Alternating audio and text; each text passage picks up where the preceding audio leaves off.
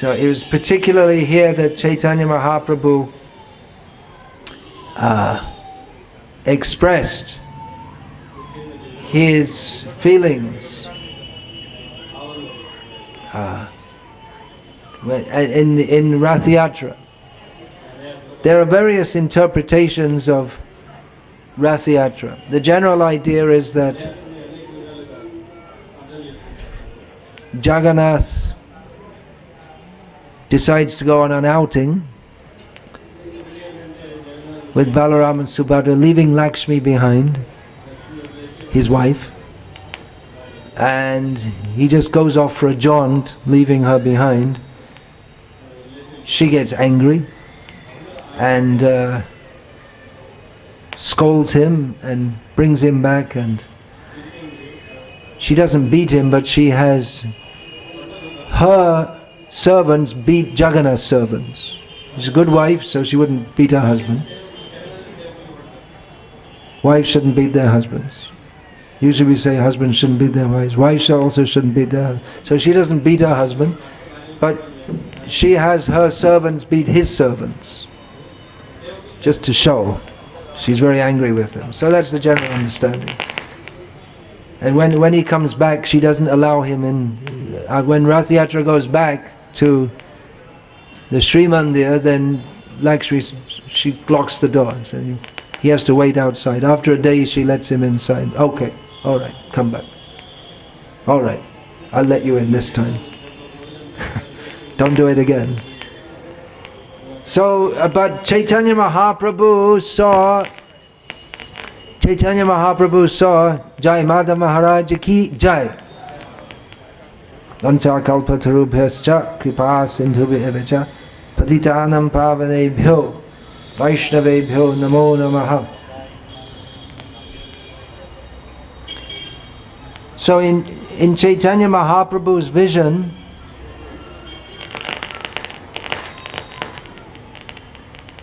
at Kurukshetra, the Vrajavasis, they saw Krishna after a long time. For them, a long time without Krishna is one moment. Yogayatam nimeshena chakshusha pravrishayatam shunyayatam jagat sarvam Govinda virahena me. Chaitanya Mahaprabhu, praying in the mood of Sri Radha, says that one moment for me within your separation is like 12 years. And the Vrajavasis were living, burned in the fire of separation. They went to meet Krishna at Kurukshetra. This is all described in Chaitanya Charitamrita, or at least it's alluded to, and it's described in more detail elsewhere. So the Vrajavasis, they saw Krishna, but still it's so long they'd wanted to see Krishna. Now they saw him, but they were not content. Because for them, Krishna is not as they saw him there, coming from Dwaraka, with decorated in the costume of a king, with very awe-inspiring, with many horses and elephants and soldiers, and just like a Kshatriya. So they weren't very content, and they wanted to bring him back to Vrindavan, especially Chaitanya Mahaprabhu, in the mood of Srimati Radharani, wanted to bring Krishna, Jagannath, to Vrindavan. So in Chaitanya Mahaprabhu's ecstasy, the Rath Yatra festival is bringing Krishna from the... Hare Krishna. We have a backup mic. Power off, lekin backup mic bhi hai nahi. We have? Oh, okay. Battery. So Krishna is living in great opulence, and he's the Gundicha, mandir is Vrindavan, and Chaitanya Mahaprabhu wants to take him there.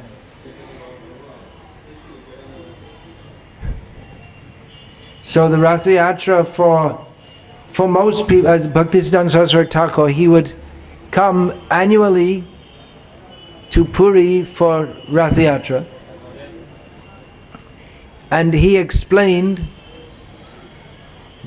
that most people come here with this idea: Ratetu Vamanam Drishtva Punarjanma Najayate.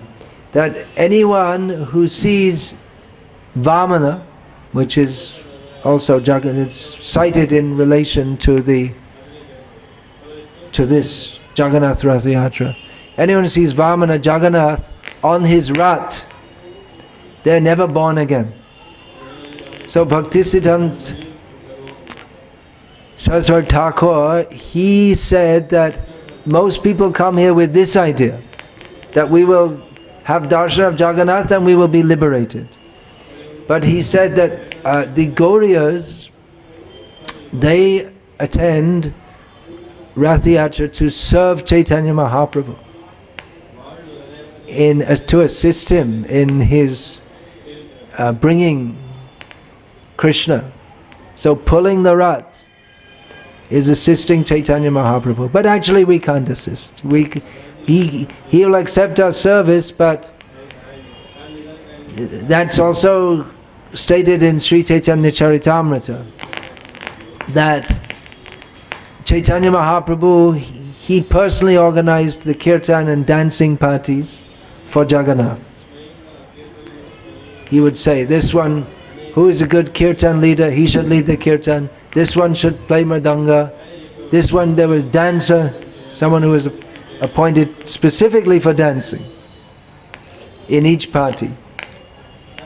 And Chaitanya Mahaprabhu himself danced. He would dance in all the parties simultaneously,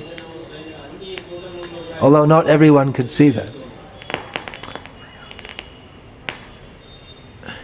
But then at some point, sometimes Jagannath just stops and no one, then he won't move. And everyone's pulling. They can't move. What's wrong? There's some rock on the road, or the cart wasn't made properly, the wheel has got stuck. What's going on? Prataparudra Maharaj, who's the king, he was really the king at that time. Now the king of Orissa is what do we call that? Formal post? What's the word for that? It's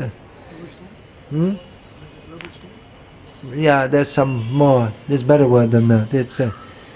It's a formal post with he has no power, but Prataparudra was really the king of Orissa. He was the ruler. So if he had a big strong men come to pull, wouldn't budge. Then he had elephants. Elephants were very much part of the culture, and especially the kings had the strongest elephants for fighting. So he got the elephants to try to push from behind, and their mahouts, the elephant drivers, with their ankush, they were hurting the elephants to make them push. And the elephants was screaming in pain and pushing as hard as they could.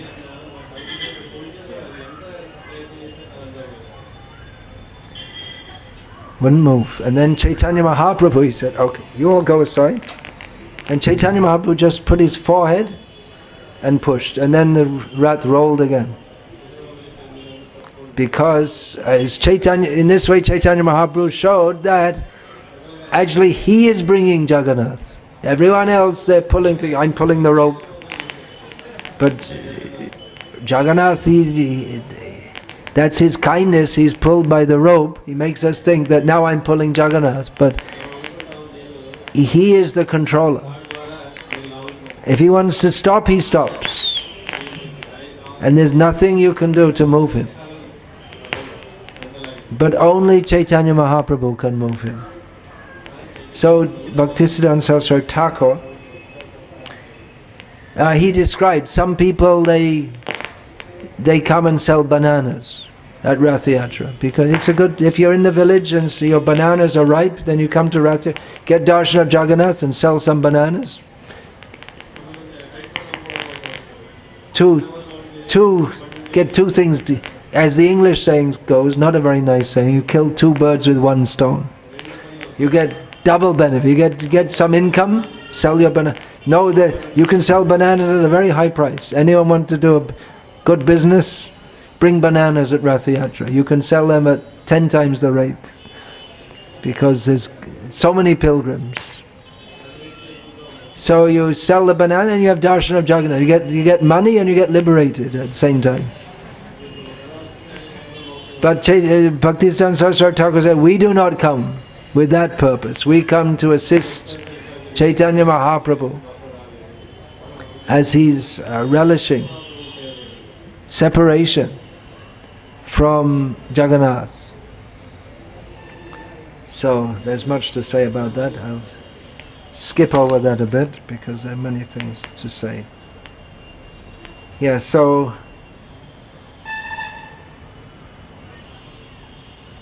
the influence of Chaitanya Mahaprabhu is obviously lasting influence. The people of Puri and of Orissa, they know Chaitanya Mahaprabhu. As I said, in every village there used to be kirtan groups who would sing the songs of Narottam Das.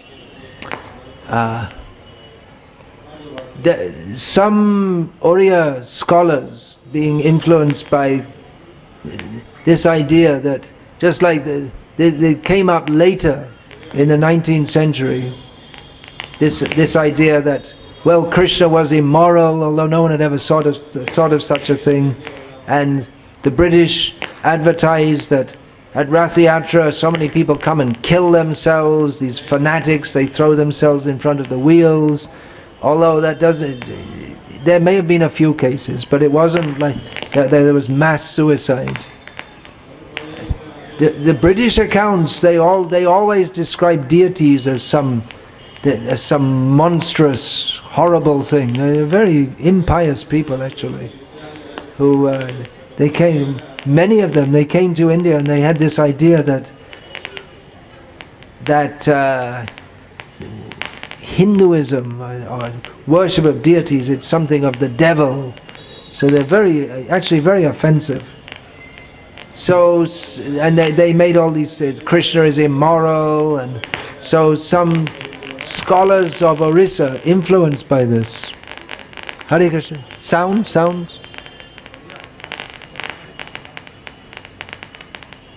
क्या हो रहा है? इसको adjust करो.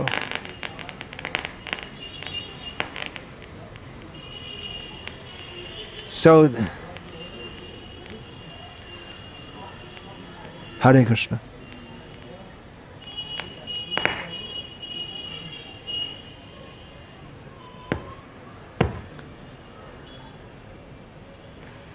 Hare Krishna. Hare Krishna. Hare Krishna. Hare Krishna.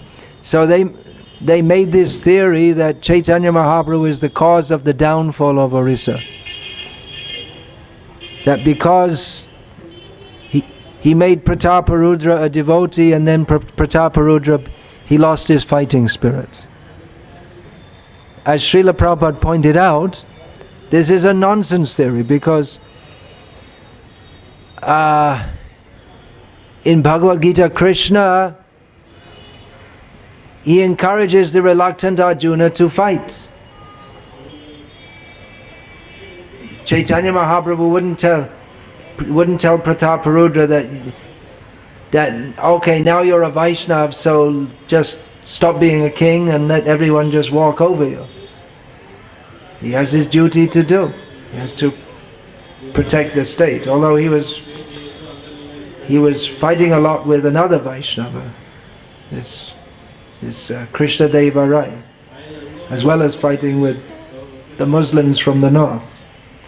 In retrospect, if we could get in a time machine, we'd go and tell them, why don't you join forces and kick out the Muslims? Sorry, we're not supposed to be secular here. But then that was maybe the problem. They had their rivalry like that. So, but this theory, Bhaktisiddhanta Saraswati Thakur and his followers, anything, that this name, this Rupa Noga Viruddha, Apasiddhanta, Dvanta Harin, this name of Bhaktisiddhanta Saraswati is not just some poetry. You've read all, Keshwana, you've read all these, anything, if anyone speaks anything against the teachings of Rupa Goswami, he would cut them up so badly, they wish they'd never been born. He's just so heavy. This is Brahmin. By their words, the Kshatriyas have to fight with the sword.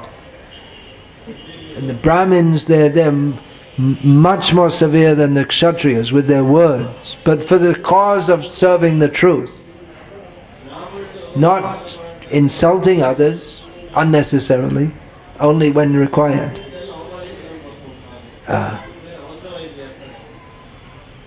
So Chaitanya Mahaprabhu is well known and appreciated, except by some offensive people. His influence here in Puri is obviously very powerful up to the present day, and has particularly been enhanced by, or revived, we could say, and enhanced by Srila Bhaktisiddhanta Saraswati Thakur and his followers.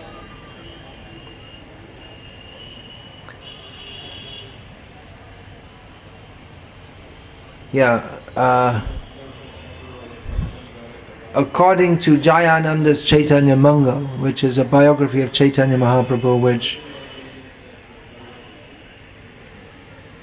Bhaktisiddhanta Saraswati Thakur and Bhaktivinoda Thakur, they didn't accept as authorized, but it doesn't mean that we don't accept everything. It's not that we reject everything in it. So that's widely accepted that Chaitanya Mahaprabhu's forefathers, they came from Jajpur in Orissa also. From there they migrated to Srihatta in Assam, which is now part of, traditionally it's part of Assam, but now it's part of Bangladesh. And from there, after just a few generations, Chaitanya Mahaprabhu's mother and father both came from there to Navadvip, as did many people. Many Brahmins came from Srihatta to Navadvip at that time, including Srivas Thakur, Advaita Acharya. So the people of Orissa also feel close to Chaitanya Mahaprabhu as being one of them. So in this way, Chaitanya Mahaprabhu, by having his forefathers come from Orissa, he endeared himself to the Oriya people. By being born in Bengal, he endeared himself to the Bengalis. Throughout Bengal, and especially in Navadvip, you'll find people love Chaitanya Mahaprabhu. Even many people are communists and they're atheists in Bengal, but they still love Gauranga. They say he was the best communist. See, he mixed with all the Brahmins and the low-class people, and he was a real communist. They can't speak against him. They still love him, which means they're not really atheists at all. They're trying hard. Some of them are trying harder than others. Some of them are doing a pretty good job of it. And anyway, I don't want to speak about that now. But Chaitanya Mahaprabhu is loved by the people of Orissa, and they think he's also... Actually, those Bengalis, they think he's Bengali, but he's one of us. That's what they think. So, whatever way, in any way, anyone has attachment for Chaitanya Mahaprabhu, they are dhanna, they are fortunate, glorious.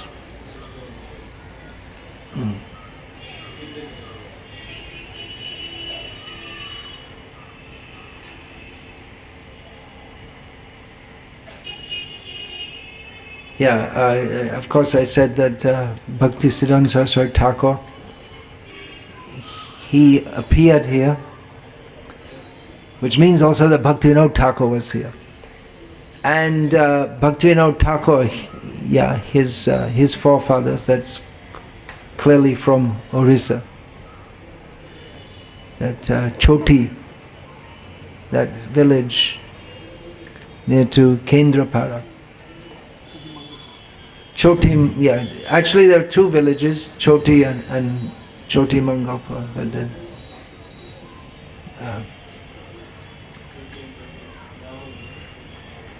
so Bhaktivinoda Thakur,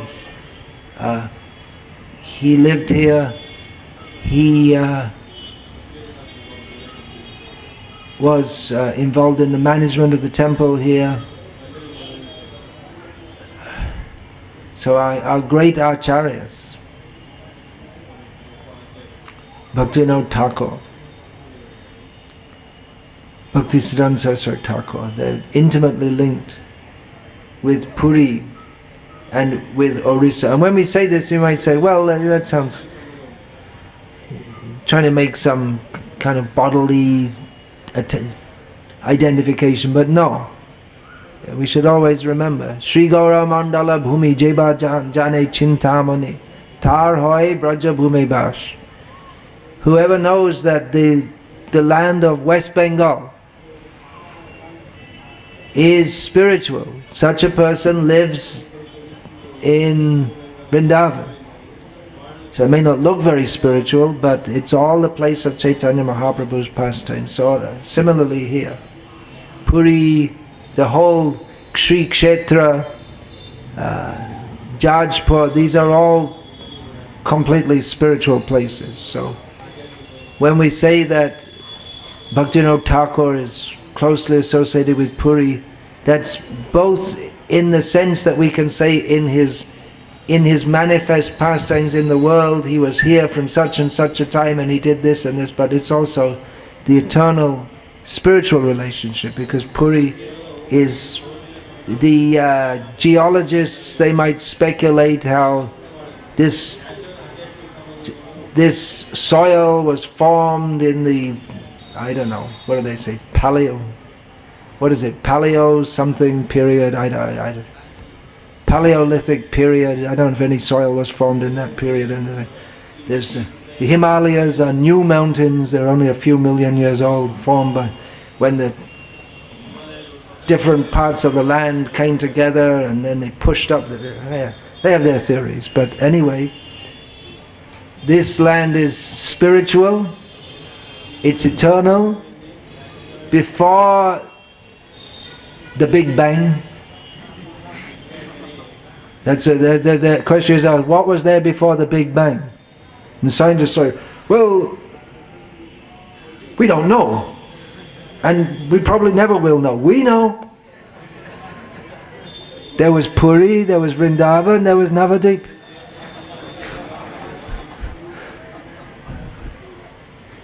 And then the whole universe expands. So Puri is eternal. And then just like you may think that the body of a Vaishnava is something material, and you can analyze, you can take a blood sample and say there's so many, this cell and that cell and hemoglobins and so many things. So you can analyze also Puri, from the soil it appears this was deposited here Maybe, that's an important scientific word, maybe, one of the most important words.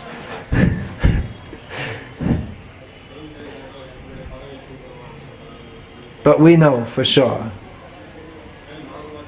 whatever they say, that this is completely transcendental land, and it may be that it appears to have some certain geological history, but that's just like saying the Vaishnavas. The Vaishnavas, they're born in such and such a place, and then he got sick, he had a fever. This is just material vision. Srila Prabhupada himself, of course, was very much attached to Jagannath. At the age of 5, he started Jagannath Rath Yatra.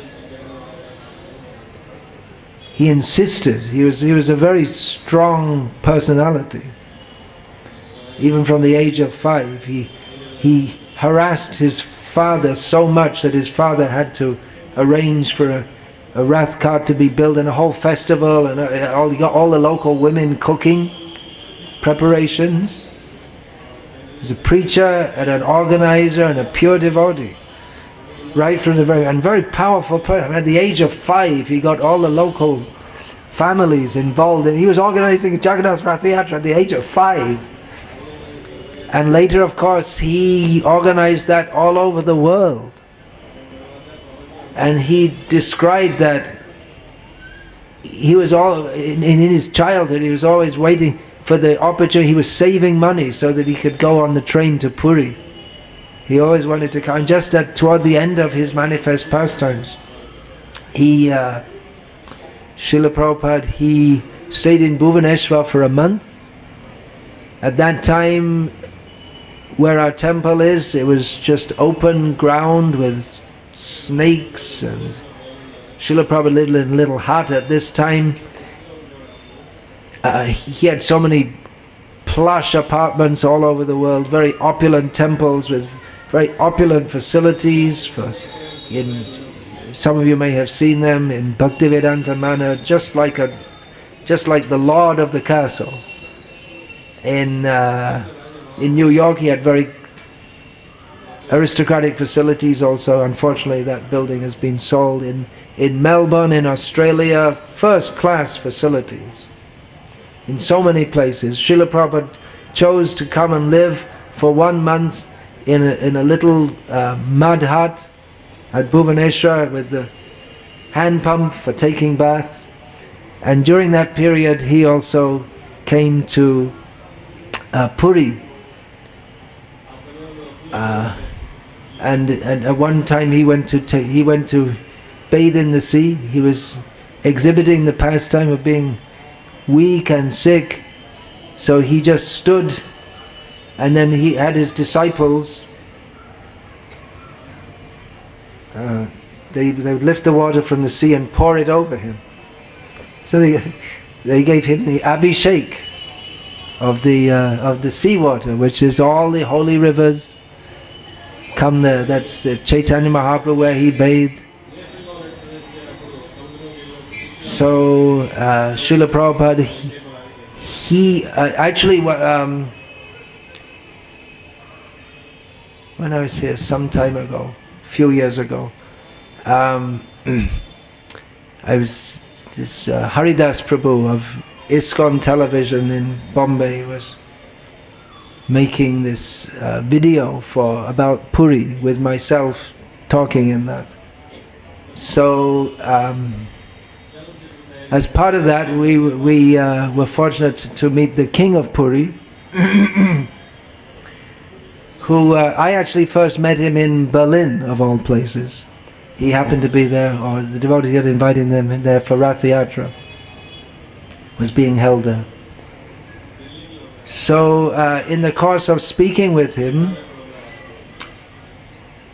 he said that the people of Puri and all of Orissa, they're very proud and very happy that Jagannath is being worshipped all over the world. And the people from all over the world are coming to Puri. And of course it's Srila Prabhupada who brought Jagannath to the Jagat. So I'll finish here for now by saying Shri Jagannath Subhadra Baladeva Ki Jai, Srila Prabhupada Ki Jai, Madhava Maharaja Ki Jai. You have to speak now, Maharaj.